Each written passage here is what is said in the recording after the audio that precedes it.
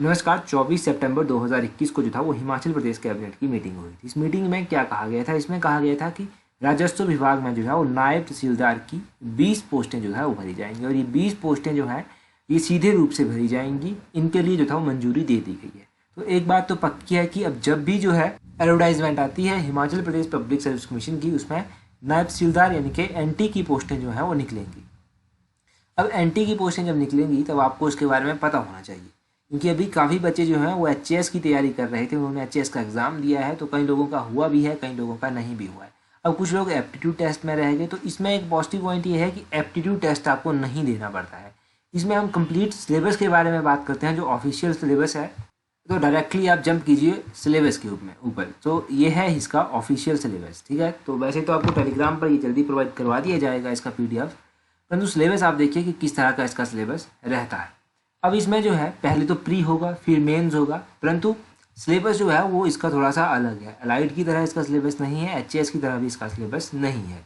Syllabus में जो है वो कुछ अलग अलग बातें हैं। पहले एचपीजी के देखिए कि कितने नंबर की आएगी। तो एचपीजी के इसमें 30 नंबर की आएगी। डायरेक्टली 30 नंबर की एचपीजी के इसमें आपसे पूछी जाएगी।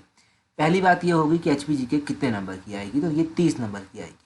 उसके बाद नेशनल इंटरनेशनल लेवल की जीके की बात करें, जिसमें आपके करंट अफेयर स्पेसिफिक रूप से आते हैं नेशनल और इंटरनेशनल लेवल के, तो वो कितने मार्क्स के आएंगे? वो 50 नंबर के आएंगे।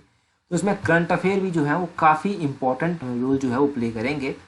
और उसके बाद अगर आप बात करेंगे कि बाकी सब क्या आएगा 40 नंबर का, तो इसमें बाकी जो 40 नंबर का आएगा, क्योंकि ये 120 नंबर का पेपर होने वाला है, यहाँ पर डायरेक्टली लिखा है कि 120 नंबर का पेपर है। तो डायरेक्टली इसमें 40 नंबर के अदर सब्जेक्ट आएंगे, जहाँ पर मॉडर्न हिस्ट्री है और फ्रॉम 1857 ऑनवर्ड, यानी कि 1857 के बाद की जो हिस्ट्री है, जैसे राइट में आती है वैसी हिस्ट्री यहाँ पर आएगी। और इंडियन कल्चर का भी यहाँ पर आएगा, इंडियन पॉलिटी यहाँ पर आएगी, इंडियन इकोनॉमी यहाँ पर आएगी, जियोग्राफी ऑफ इंडिया यहाँ पर आएगा और महात्मा गांधी की टीचिंग यहाँ पर आएगी। अब देखिए कि यहाँ पर होता क्या है कि महात्मा गांधी की टीचिंग भी पूछी जाती है। तो बच्चे क्या करते हैं ना, बच्चे कंफ्यूज हो जाते हैं कि हम महात्मा गांधी की टीचिंग कैसे पढ़ेंगे और कहाँ से करेंगे, और वो ना महात्मा गांधी की टीचिंग के ऊपर ज़्यादा फोकस करने लग जाते हैं। देखिए महात्मा गांधी की टीचिंग इस तरह से पूछी जाती है कि आपके पास इतनी थिंकिंग होनी चाहिए कि आप उन क्वेश्चंस के आंसर जो है वो कर सकें। तो पहली बात तो इसके लिए ये है कि इसके लिए ज़्यादा टाइम देने की ज़रूरत नहीं है। जहाँ तक मुझे लगता है मॉडर्न हिस्ट्री के साथ ये चीज़ें आपकी कवर हो जाएंगी। फिर भी अगर आपको टाइम देना है तो आप एक चीज़ कर सकते हैं कि इंटरनेट से कोई भी फाइल उठा के उसमें जहाँ पर महात्मा गांधी के बारे में क्वेश्चंस दिए गए हों वहाँ से आप उसको पढ़ सकते हैं, परंतु ऑथेंटिकेट फाइल होनी चाहिए। ऐसे आलतू फालतू चीज़ मत पढ़ लीजिएगा, ठीक है। तो महात्मा गांधी के बारे में आप उस तरह से कवर कर सकते हैं। और अगर हम बात करें मेंस का सिलेबस, तो मेंस का सिलेबस जो है काफ़ी डिवाइड किया है इन्होंने। इसको जो है वो 4 पार्ट में डिवाइड कर दिया है। अब ये 4 पार्ट्स में किस तरह से डिवाइड किया गया है ये देखने की बात है। सबसे पहले मेंस में भी यहाँ पर एमसीक्यू टाइप क्वेश्चंस होंगे। ये आप याद रखिए कि 100 नंबर का पेपर आएगा जहाँ पर एमसीक्यू टाइप क्वेश्चंस होंगे और 2 आवर्स का ये पेपर होगा। अब इसमें history, geography, socio economic development, ये सब हिमाचल जीके का होगा 20 नंबर का, यानी कि एचपीजी के कितने की आएगी? आपकी 20 नंबर की आएगी। करंट अफेयर्स को यहाँ पर भी काफ़ी प्रायोरिटी दी गई है, तो 40 नंबर के यहाँ पर करंट अफेयर्स आएंगे। 60 नंबर हो गए, बचे आपके 40 नंबर। 40 नंबर में जो बाकी चीज़ें आपकी बच जाती हैं ना, वो यहाँ पर 40 नंबर की आपसे पूछी जाएंगी। ये 40 नंबर की आपसे इन्होंने बाकी चीज़ें पूछ ली। अब ये आपका पार्ट 1 हो गया। इसका पार्ट 2 में क्या आएगा? पार्ट 2 में इंग्लिश आएगी। अब इंग्लिश में भी सोचने की बात यह है कि क्या इंग्लिश में ये पूछ लेंगे ऐसा। तो इंग्लिश में भी इन्होंने 50 मार्क्स का ये एग्ज़ाम रखा है इन्होंने, और इसमें इन्होंने क्या कहा है कि हम इस तरह की इंग्लिश पूछेंगे जिसमें बच्चे की बेसिक अंडरस्टैंडिंग का पता चल जाए कि उसको बेसिक अंडरस्टैंडिंग तो है। अब आपको नहीं समझ आया होगा कि मैं किस तरह की इंग्लिश की बात कर रहा हूँ। तो ये 2018 में जब एनटी का मेंस हुआ था, ये 50 नंबर का मेंस का हुआ था, इसमें देखिए आपकी क्या क्या यहाँ पर पूछा गया था। तो यहाँ पर सबसे पहले जो था आप एक पैराग्राफ दिया गया था जहाँ से आपको क्वेश्चन के आंसर बताने थे, ठीक है। ये पैराग्राफ था, ये क्वेश्चन थे, इनके आंसर आपको बताने थे। उसकी तरह यहाँ पर प्रेसी दी गई थी, जैसी एलाइड में भी होती है, एचएस में भी पूछ ली जाती है, तो ये प्रेसी यहाँ पर दी गई थी। उसके बाद क्या दिया गया था? यहाँ पर जो था एक क्वेश्चन पूछा था इन्होंने जिसका आपको एक लॉजिकल और वेल रीजन्ड आंसर देना था। यहाँ पर 30 नंबर का क्वेश्चन है, यहाँ पर 10 नंबर का ये पूछा गया था। उसके बाद ग्रामर भी यहाँ पर पूछा गया था। ग्रामर में क्या पूछा था इन्होंने? ये सेंटेंस दिए थे, ये आपको करेक्ट करने हैं, और यहाँ पर फिल इन द ब्लैंक्स दिए थे, ये आपको फिल करने थे। प्रेपोजिशंस यहाँ पर डालनी थी आपको। और उसके बाद ये मोस्टली आपको पता है कि वर्ब दी गई थी यहाँ पर, और उसी तरह आपको यहाँ पर आर्टिकल्स डालने थे। तो यहाँ पर जो सेम मीनिंग्स होते हैं उनमें आपको बताना था कि अडेप्ट और अडेप्ट में क्या डिफरेंट होता है, कैनन और कैनन में क्या डिफरेंट होता है, जैसे अलाइड में भी ये सब पूछा जाता है अक्सर। तो इस तरह की इंग्लिश जो था यहाँ पर पूछी जाती थी। यहाँ पर 8 क्वेश्चन इन्होंने पूछे, तो इनको 50 नंबर का ये इन्होंने बना दिया था और इस तरह से ये इसको पूछेंगे।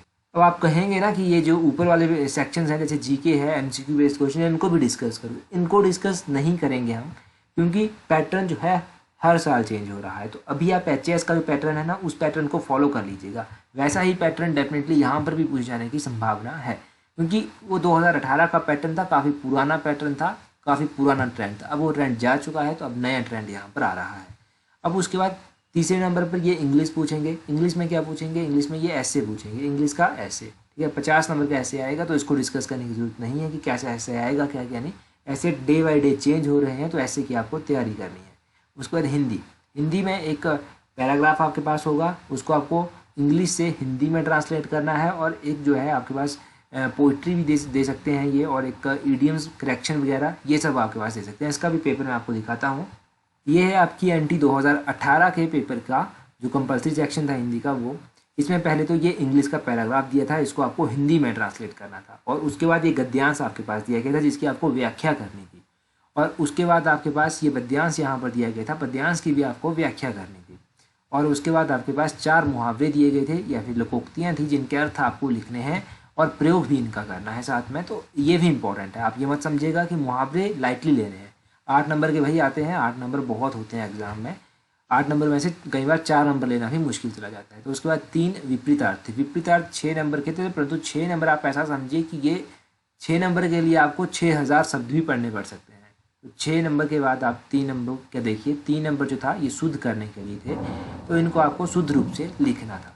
तो इस तरह का हिंदी का पैटर्न रहेगा। ये पैटर्न तो चेंज नहीं होता है, डेफिनेटली ऐसे ही क्वेश्चंस पूछे जाते हैं, ऐसा ही पैटर्न रहता है और ऐसे ही सेक्शन पूछ जाएंगे। जो जनरल स्टडीज़ हैं यानी कि जीके जो आपकी है, जिसमें एचपी जीके, करंट अफेयर्स वो सब आता है, उसमें क्वेश्चंस की क्वांटिटी तो मैक्सिमम टाइम सेम ही रहती है, परंतु क्वांटिटी के बजाय ये क्या करते हैं, ये पैटर्न चेंज कर देते हैं। जैसे अभी एचएएस का पैटर्न चेंज कर दिया था, इनका कुछ पता नहीं, कुछ भी हो सकता है, और एग्ज़ाम वही है जिसमें अनप्रेडिक्टेड चीज़ें आए, ठीक है। तो इसीलिए आपको हर एक लेवल के लिए तैयार रहना है और अभी से तैयारी स्टार्ट कर दीजिए। इंतजार मत कीजिए कि नोटिफिकेशन आएगी, क्योंकि मैंने कैबिनेट का डिसीजन आपको बता दिया है कि 20 पोस्टें जो हैं वो निकल चुकी हैं और डेफिनेटली जो है ये भरी जाएंगी।